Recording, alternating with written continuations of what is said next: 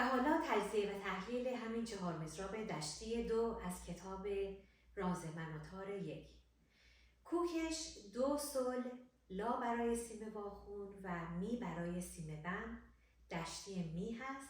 در دستگاه شور آواز دشتی، ریتم 12 16 و 6 16، میزانهای 1 تا 36 درآمد دشتی، میزانهای 37 تا 55 گوشه اوج یا اشاق، میزانهای 56 تا 66 بازگشت به شور. در چند قسمت این رو تدریس میکنم و تقدیم حضورتون میکنم. خب اول مضرابش یاد بگیریم. دوراب چپ، دوراب چپ، دوراب چپ و هر دو تا سیم بم و واخون با مضراب چپ یا راست هر جور که راحت هستیم. به این شکل آرومش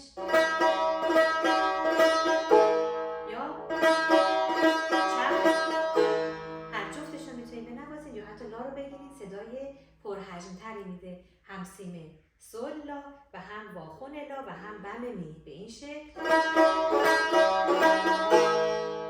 یا کاملا آزاد، فرقی نداره.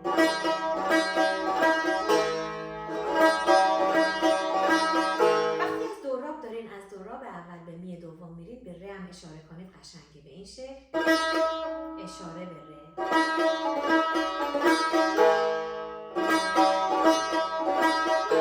و بعدش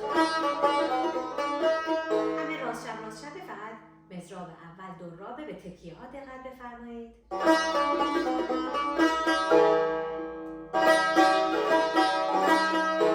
و بعد انگشت اول با تکیه لا ریزه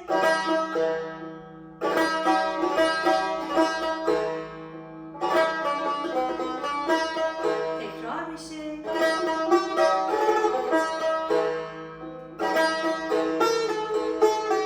به واخونها دقت بفرمایید که چپا دقیقاً شفاف خورده بشه.